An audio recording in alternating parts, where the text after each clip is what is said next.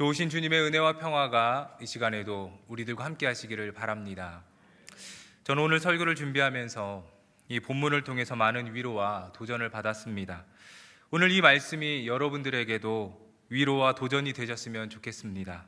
이 시간 말씀으로 찾아오시는 하나님을 깊이 만나시기를 바랍니다. 벌써 올해 절반이 지났습니다. 좀 빠르죠? 교회 상반기 양육 제자, 그리고 중보기도 학교 훈련 마치고 수료식도 끝이 났습니다. 코로나 상황 중에서도 우리 교회는 할 수 있는 방법을 찾아서 쉬지 않고 지금까지 잘 달려왔고, 이제 전반기 사역을 마치며 한숨 돌릴 수 있게 되었습니다. 오늘 본문도 큰 사역을 마치고 약간은 느슨해질 수 있는 제자들을 향한 예수님의 재촉으로 이야기가 시작이 됩니다. 같이 22절을 같이 읽어보도록 하겠습니다. 예수께서 즉시 제자들을 재촉하사 자기가 무리를 보내는 동안에 배를 타고 앞서 건너편으로 가게 하시고.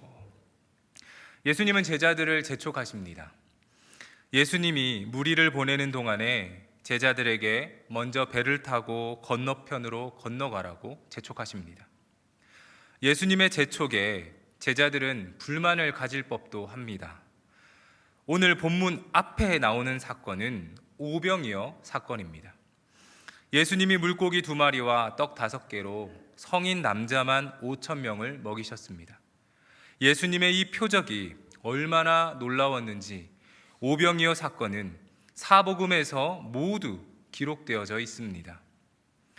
여러분이 제자들이라고 생각하시고 오병이어 사건을 현장을 한번 상상해 보십시오. 굶주린 무리를 오병이어로 배불리 먹이시는 예수님의 모습과, 그리고 그 사건을 목격하고 경험한 무리들이 예수님을 찬양하고 경배하는 장면을 떠올려 보면은 아마 전율이 돋을 만큼 흥분이 되실 겁니다. 이 장면을 상상하는 우리도 이런데, 당시 이것을 경험했던 제자들 기분이 어땠을까요? 굶주린 무리들의 배고픔이 해결이 되었습니다. 이 놀라운 일을 보면서 어떤 이들은 하나님을 찬양하게 됐을 것이고, 또 어떤 이들은 예수님 앞에 엎드려서 절하는 이들도 있었을 것이고, 또 어떤 이들은 하나님 나라가 성취됐다며 감격해하는 이들도 있었을 것입니다. 그런 모습을 지켜보며 제자들은 가슴 뿌듯하지 않았을까요? 놀라운 기적의 현장에서 제자들도 가슴이 벅차고 흥분됐을 것입니다. 이 놀라운 일을 일으키신 그 예수님의 제자라는 자부심도 있었을 것입니다. 예수님의 제자로서 이 영광을 누리며 잠시라도 여운에 잠기고 싶었을지도 모릅니다. 그런데 예수님은 그런 제자들을 재촉하십니다. 서둘러 배를 타고 건너편으로 건너가라는 것입니다. 여러분은 예수님의 이런 행동에 이해가 되십니까? 예수님만 고생한 것이 아니라 그동안 제자들도 고생했는데 좀 쉬면 안 됩니까? 놀라운 일에 감격해하는 무리를 바라보면서 이 영광을 누리며 여유를 부리면 안 되는 것일까요? 그런데도 예수님은 왜 제자들을 재촉하는 것일까요? 그것은 바다 건너편 게네사렛 땅에도 구원받아야 할 사람들이 있기 때문입니다. 본문 다음에 나오는 34절에 제자들이 도착한 곳은 게네사렛 땅으로, 그곳에서 예수님은 병으로 고생하는 이들을 고쳐주십니다. 아직도 세상에는 복음을 듣고 고침받아야 할 사람들이 많이 있습니다.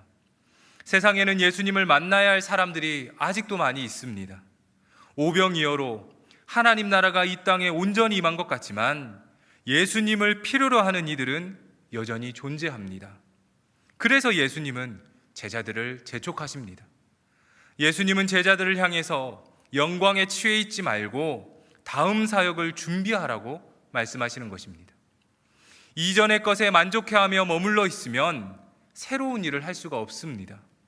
과거의 영광에 머물며 그때가 좋았지라며 좋았던 시절을 회상만 하고 있으면 더 이상 새로운 사명을 감당하지 못하는 것입니다. 성경에도 안주하려는 사람들의 이야기가 많이 등장합니다. 아브라함을 향한 하나님의 꿈은 이삭을 통해서 하나님의 백성을 이루시는 것이었습니다. 그래서 아브라함에게 반복해서 하나님 말씀하시기를 내 자손을 밤하늘의 별과 같이 번성하게 할 것이다 약속하십니다. 그런데 아브라함은 100세 된 자가 어떻게 자식을 낳고 아내 사레 역시 90세인데 어떻게 출산할 수 있겠느냐며 그저 사라의 종 하갈에게서 난 이스마엘이라도 잘 자라길 바란다며 현실에 안주합니다. 아브라함은 하나님이 이루실 꿈과 새로운 일들을 보지 못하고 그저 지금 누리고 있는 영광, 이스마엘에 만족한다는 것입니다. 출애굽하던 이스라엘 백성들도 하나님의 꿈을 보지 못했습니다. 하나님은 이스라엘을 젖과 꿀이 흐르는 땅으로 인도하겠다고 약속하셨지만 이스라엘 백성들은 광야에서 어려움을 만날 때마다 애굽 땅에서 고기 가마에 앉아 배불리 먹었을 때가 좋았지, 그래도 애굽 때가 더 좋았지 과거에 안주하려고만 했습니다. 하나님은 이들을 자유인으로 살고자 꿈과 희망을 주셨지만 안주하려는 이들은 하나님의 꿈을 이루지 못한 채 광야에서 죽어갔습니다. 성도 여러분, 여러분은 혹시 과거의 영광에 기대어 살고 있지는 않으십니까?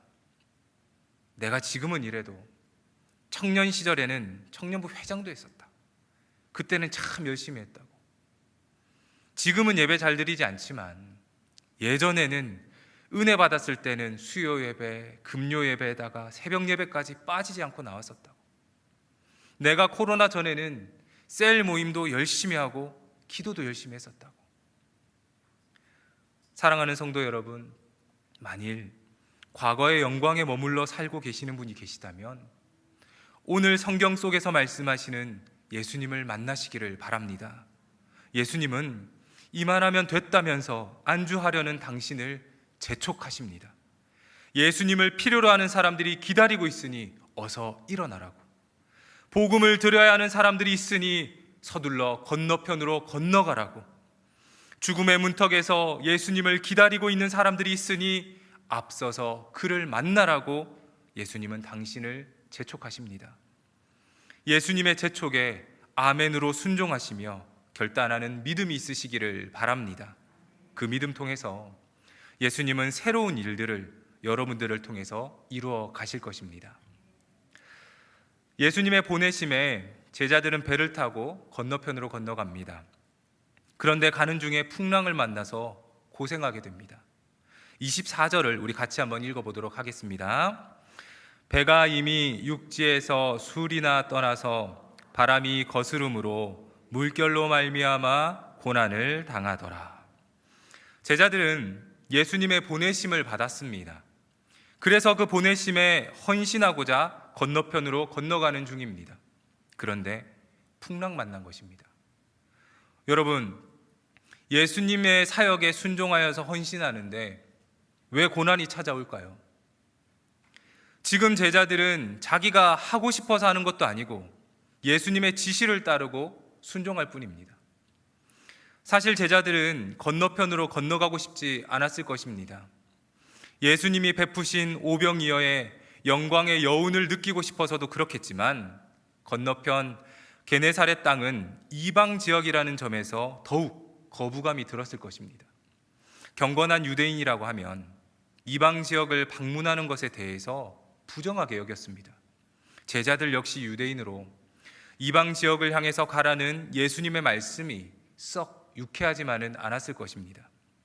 그럼에도 제자들은 예수님의 말씀에 순종했고 그 지시에 따라서 건너편으로 가는 중입니다. 그런데 왜 풍랑을 만나서 고생하는가 하는 겁니다. 예수님의 일을 하는데 탄탄대로는 아니더라도 적어도 고난은 없어야 하는 것 아닙니까? 사역을 위해서 기도도 하고 시간도 내고 물질을 들여서 하나님의 일을 하는데 화려한 성공은 아니더라도 어려움과 고난은 좀 아니지 않습니까? 사역을 하는 것이 우리 개인의 영광을 얻어내고자 하는 것은 아니지만 그래도 왜 풍랑과 같은 고난을 만나는가 하는 것입니다. 사실 이 문제로 시험에 드는 분들이 있습니다. 하나님께 은혜도 받았고 그래서 그 은혜로 인해서 사역에 참여했습니다. 그런데 막상 사역을 해보니 생각했던 것과는 너무나 다른 것입니다. 하나님을 위해서 헌신하고 섬겼는데 하나님이 욥과 같은 부유함을 내려주시거나 솔로몬과 같은 지혜를 주셔서 뭔가 형통하게 되는 것을 기대했는데 오히려 고난이 찾아오고 어려움을 만나게 되니 시험 드는 겁니다. 정말 하나님이 계신가? 하나님이 계시다면 왜 나에게 이런 고난을 주시는가?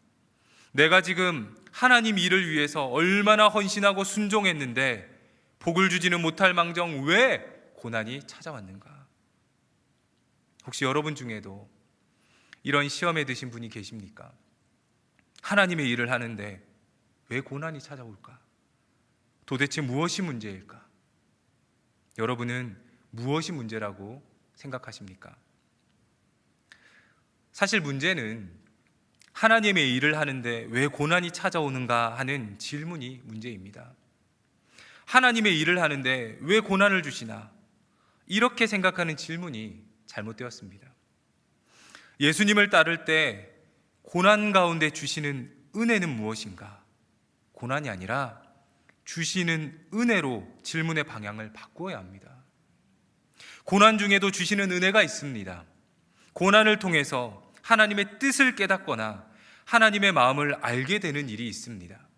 시편 119편 71절에 이런 말씀이 있습니다. 고난당하는 것이 내게 유익이라 이로 말미암아 내가 주의 율례들을 배우게 되었나이다. 고난 중에도 주시는 은혜가 있는데 그것을 깨닫지 못하고 은혜에 집중하기보다는 고난에 집중할 때에 시험에 들고 실족하게 되는 것입니다. 제자들도 풍랑이라는 고난 중에 은혜가 있었습니다. 그것은 풍랑 가운데 함께 하시는 예수님이 계시다는 것입니다. 제자들의 고난을 아시고 밤 사경, 우리로 치면은 새벽 3시에서 한 6시 사이에 이른 새벽에 예수님은 쉬지 않고 무리를 걸어서 제자들에게로 오셨습니다. 오병이어 사건 이후 예수님은 쉬지 않으시고 산에 올라가서 기도하셨습니다.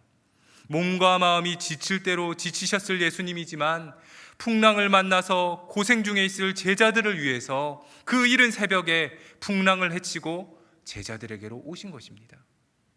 두려워하는 제자들에게 예수님이 하시는 말씀이 있습니다. 그것은 안심하라, 나니 두려워하지 말라. 예수님은 고통 중에 있는 제자들을 안심시키고 평안을 주십니다. 성도 여러분, 예수님을 따르고 그 말씀에 순종할 때에 어려움과 고난을 만날 수도 있습니다.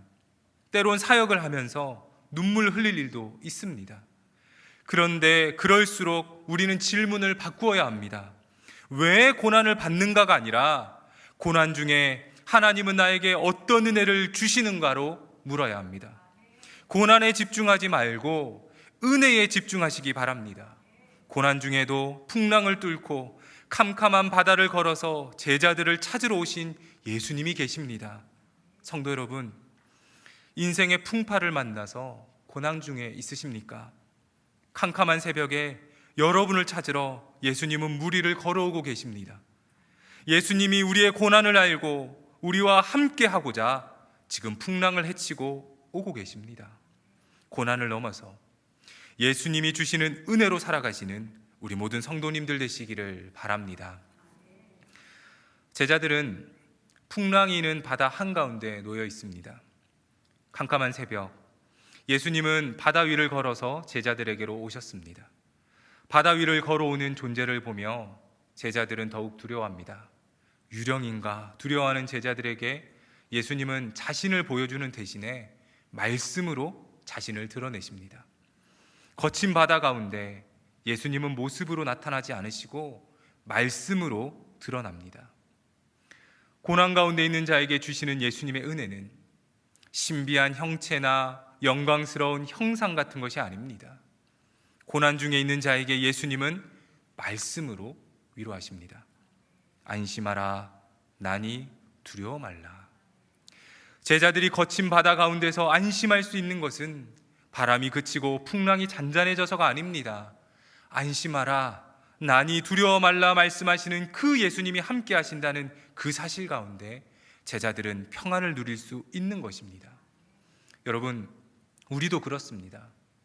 우리가 고난 속에서 안심할 수 있는 이유는, 그리고 두려워하지 않아도 되는 이유는 안심하라는 예수님의 말씀이 우리에게 주어졌기 때문입니다. 말씀으로 오신 예수님이 오늘 우리에게 평안을 주십니다.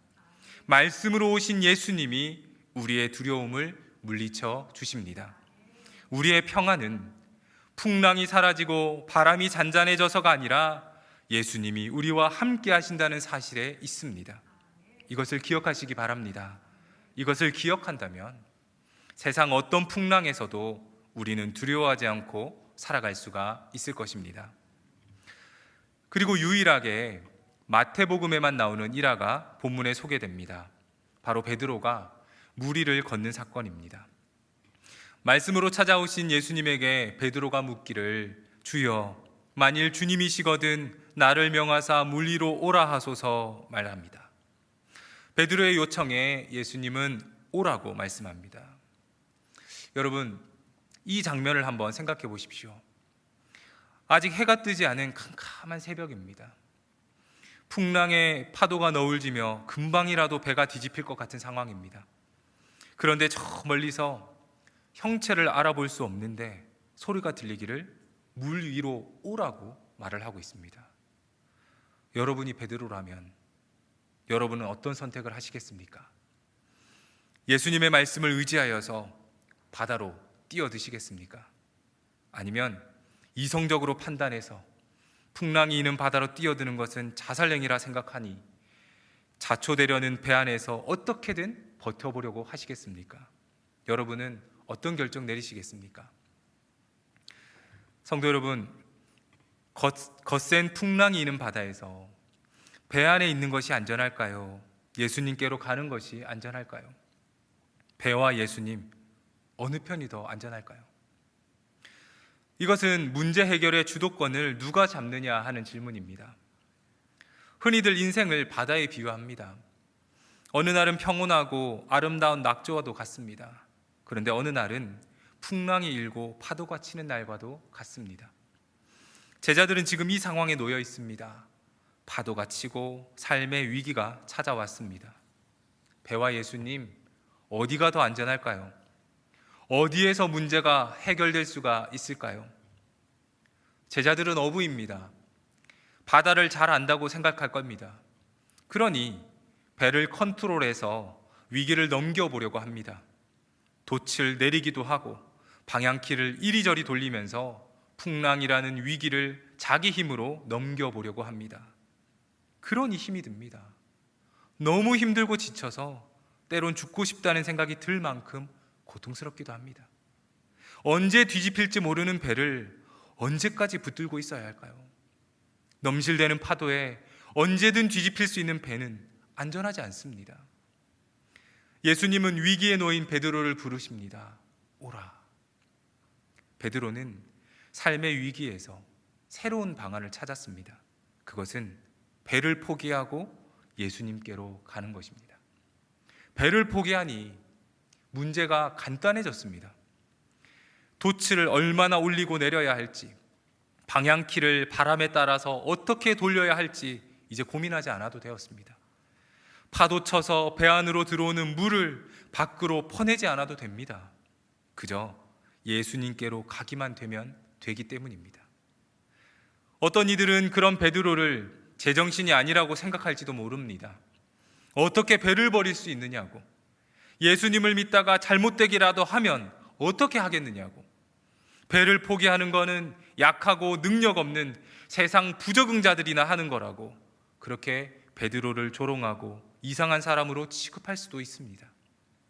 그런데 문제의 해결함을 받은 쪽은 배 안에 있는 것이 안전하다고 생각한 사람들이 아니라 배를 버리고 예수님을 따른 베드로에게 주어졌습니다. 배를 붙들고 있는 이들은 파도와 맞서 힘들고 지치는 싸움을 계속하고 있습니다. 언제 풍랑이 끝날지 알 수 없는 상황에서 두려움에 붙들려서 그렇게 지내야만 하는 것입니다. 그러나 베드로는 그 모든 것을 예수님께 맡겼습니다. 베드로는 자기 스스로는 풍랑의 문제를 해결할 수 없다고 여겼습니다. 그래서 그는 예수님을 향해 나아갔습니다. 우리는 가정의 문제, 경제적인 문제, 건강의 문제, 정신적인 문제 등 수많은 문제를 인생에서 만나고 위기를 맞이합니다. 이러한 삶의 위기에서 베드로와 같이 예수님을 찾는 이들이 있습니다. 배를 포기하고 인생의 문제를 예수님께 맡기는 것입니다. 그런데 그것을 어리석고 비이성적이라고 손가락질하는 사람들이 있습니다. 여러분, 누가 어리석은 자이고 누가 미련한 자입니까? 위기를 극복할 힘과 능력도 없으면서 그것을 스스로 해결할 수 있다고 착각하는 자가 어리석은 자입니다. 배 안에 있는 것이 안전한 것이 아니며 바다 위를 걷는다고 불안한 것도 아닙니다.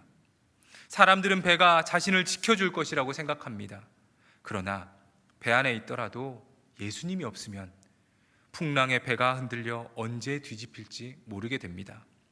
예수님이 배에 타야 비로소 풍랑이 잔잔해집니다. 문제 해결은 예수님께 달린 것입니다. 베드로를 보십시오. 그는 예수님을 향하자 삶의 위기에서 자유하게 되었습니다. 성도 여러분, 혹시 풍랑이는 바다 가운데 여전히 배에 앉아서 어떻게든 해보려고 애쓰는 분이 계십니까? 배에 남아서 살아보려고 몸부림치며 두려워하는 분이 계십니까? 그동안 고생이 많으셨습니다. 배를 붙들고 버티느라 얼마나 고생하고 수고하셨습니까? 이제 꽉 잡고 있던 배를 놓고 예수님께로 나아가십시오. 예수님이 여러분의 문제에 자유함을 주실 것입니다. 내 힘과 능력으로 되지 않는 것을 인정하고 예수님께 나아갈 때에 예수님은 그 문제에서 해결함을 주실 것입니다.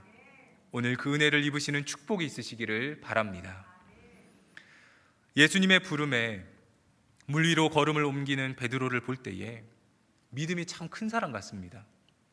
아무리 믿음이 좋아도 배를 포기하고 예수님을 향해서 물 위로 걸어가는 것은 베드로니까 가능했지 우리 같은 사람은 택도 없다, 그렇게 생각이 들지도 모릅니다. 그런데 오늘 본문에 나오는 베드로는 큰 믿음의 사람이 아닙니다. 베드로는 물 위를 걷기도 하지만 빠지기도 합니다. 예수님을 바라보면서 가다가도 바람을 보고 무서워합니다.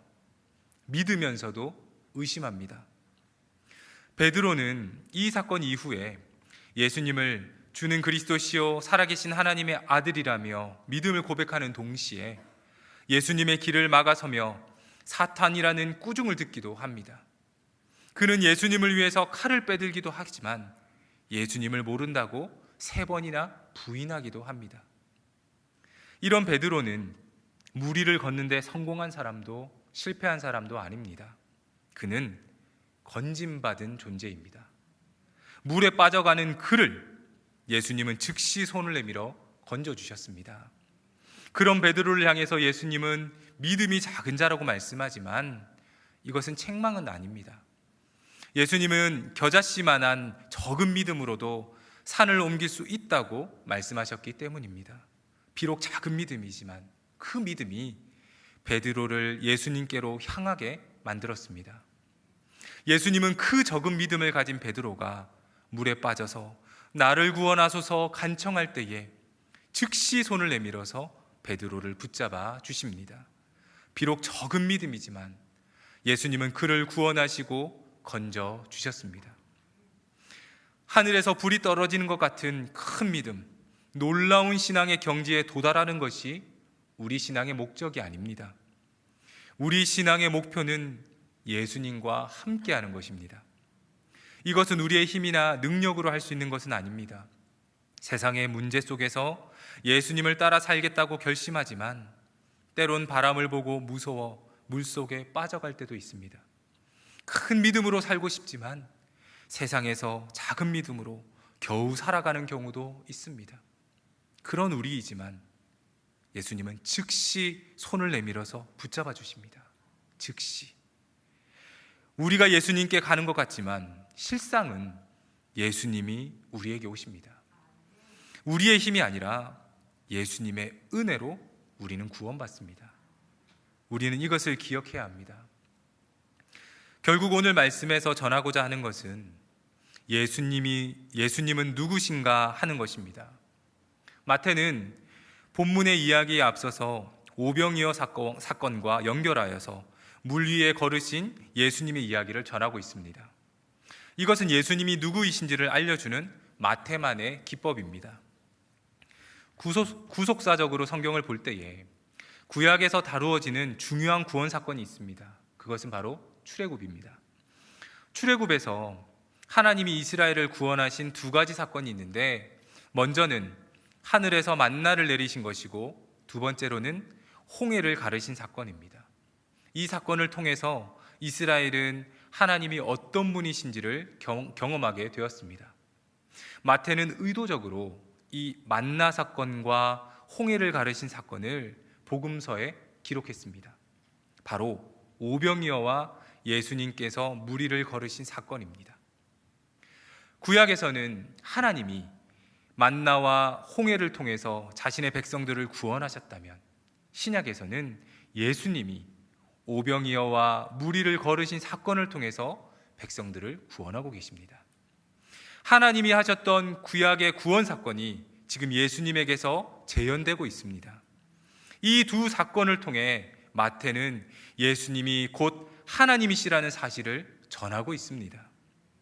누가 굶주린 가운데 있는 자기 백성을 구원할 수 있습니까? 예수 그리스도, 곧 하나님만이 하실 수 있습니다. 누가 바다의 위협 속에 있는 자기의 백성을 구원할 수가 있습니까? 예수 그리스도, 곧 하나님만이 하실 수 있으십니다. 떡과 물, 이 둘은 구속사적으로 볼 때에 하나님의 구원 사건과 깊이 연관이 됩니다. 그래서 교회 공동체는 떡과 물, 바로 성찬식과 세례라는 두 성례를 통해서 하나님의 구원을 기억하고 기념합니다. 떡과 물을 통해서 예수 그리스도가 하나님이라는 사실을 알게 된 이들이 하는 행위가 있는데, 그것은 바로 경배입니다. 33절을 보시면 예수님이 배에 오르자 배에 있던 사람들이 예수님께 절하며 고백하기를 진실로 하나님의 아들이십니다 고백합니다. 절을 한다라는 말의 원어상 의미는 예배드린다, 경배한다 라는 의미와 같습니다. 배에서 예수님을 만난 이들이 예수님께 절을 했다라는 것은 예배했다는 의미로, 예배는 곧 예수님은 하나님의 아들, 하나님이시라는 사실을 그 고백의 행위인 것입니다.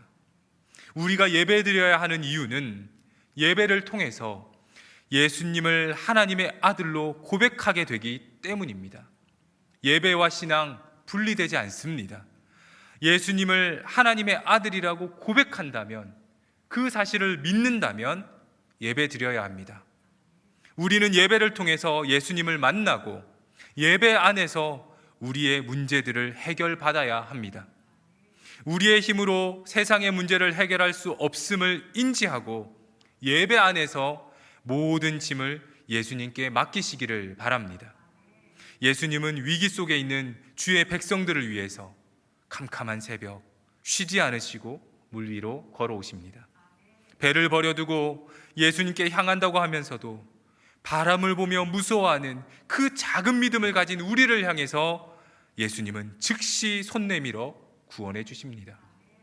예수님이 우리를 구원하시고 예수님이 모든 문제를 해결해 주십니다. 오늘 이 시간, 이 믿음의 고백을 예수님께 드렸으면 좋겠습니다. 오직 예수님만이 우리의 구원자이십니다. 오직 예수님만이 모든 문제를 해결하실 수 있으십니다. 주여 나를 구원하소서. 이 믿음의 고백을 드리는 주의 백성들을 예수님은 즉시 손 내밀어 붙드시고 건져주실 것입니다. 오늘도 이 믿음으로 주님께 나아가는 저와 여러분들 되시기를 주님의 이름으로 축복합니다. 기도하겠습니다. 오늘도 우리를 찾아와 우리 인생 가운데 함께 하시는 하나님 아버지, 삶이 힘들고 지칠 때, 위기 가운데 있을 때 우리 손을 붙잡고 계시는 예수님을 볼 수 있는 믿음의 눈을 뜨게 하옵소서.